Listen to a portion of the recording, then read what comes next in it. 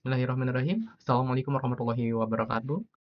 Halo, saya Najib Muzaffar Abdillah dengan NIM 2409243. Hari ini saya akan praktik uji Wilcoxon. Yang pertama, sebelumnya saya sudah menyiapkan contoh data yang akan diuji di Wilcoxon ini. Dan sebelum itu juga, saya ingin menjelaskan sedikit tentang konsep dasar uji Wilcoxon ini.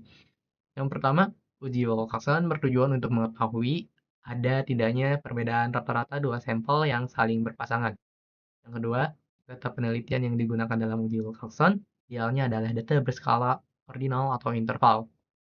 Yang ketiga,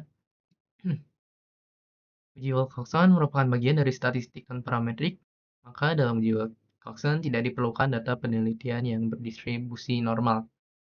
Yang keempat, uji Wilcoxon digunakan sebagai alternatif dari uji paired sample t-test, misalkan data penelitian tidak berdistribusi normal.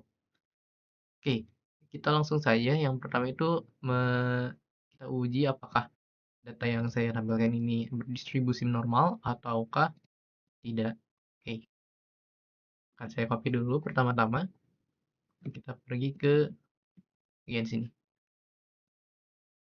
Dan variable di sini kita namai kembali. Yang pertama itu ada pretest. Lalu yang pretest.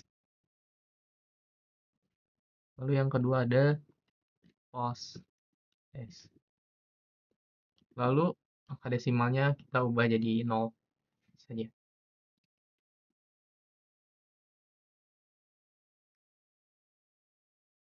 Oke. Sudah tidak ada koma di angka ini. Kemudian kita langsung analisis normalitas dulu ya. Normalitas dulu di bagian analyze. Kita klik bagian descriptive statistik dan explore. Bisa langsung masukkan pretest ke bagian dependent list dan plotnya jangan lupa dicentang normality plot pretest dan oke. Sini kita dapat lihat dapat terlihat di sini signifikannya kalau jika tes normality ini akan yang pertama karena data ini berjumlah 20 maka kita akan menggunakan yang Shapiro-Wilk. Di bagian Shapiro-Wilk ini yang pertama signifikannya adalah 0,324 dan untuk bagian post test ini 0,04. Karena di bagian pretest itu datanya normal dan post testnya itu datanya tidak normal, maka data ini dapat disimpulkan tidak berdistribusi normal ya. Oke, kita akan lanjutkan ke bagian selanjutnya yaitu analisis Wilcoxon. Kita ke bagian analisis lagi dan cari non-parametric test. Di bagian legasi dialog, kita pilih dua related sample. Bagian bagian pretest itu ke bagian 1 dan bagian post test itu ke variabel 2. Oke. Kita perbesar gambarnya.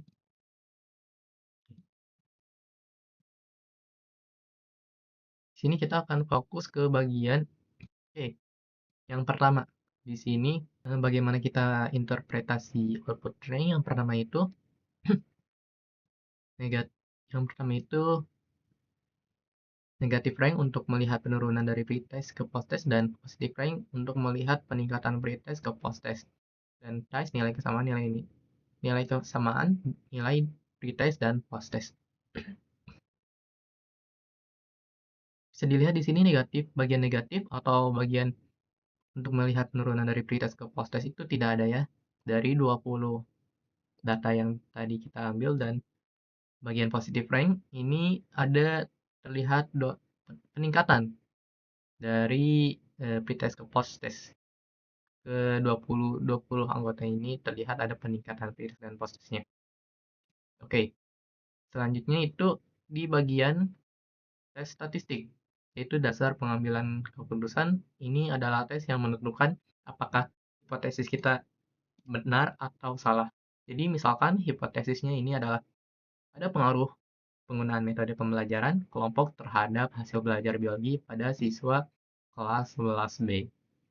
Dan di sini ada dasar pengambilan keputusan. Yang pertama, jika nilai signifikannya kurang dari 0,05, maka hipotesis diterima. Atau ada perbedaan secara signifikan antara pretest dan posttest.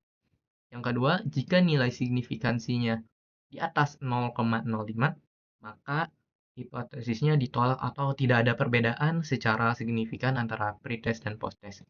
Dapat dilihat di sini, bagian pretest dan posttest signifikansinya adalah 0,001, di mana 0,001 ini adalah lebih rendah daripada 0,005. Maka hasil hipotesis ini diterima. Maka kesimpulan yang didapat adalah terdapat pengaruh yang signifikan terhadap pretest, posttest dalam ya, tadi hipotesis tadi ya. Oke, jadi itu kesimpulannya. Oke, itu saja dari saya. Kurang lebihnya mohon maaf. Wassalamualaikum warahmatullahi wabarakatuh.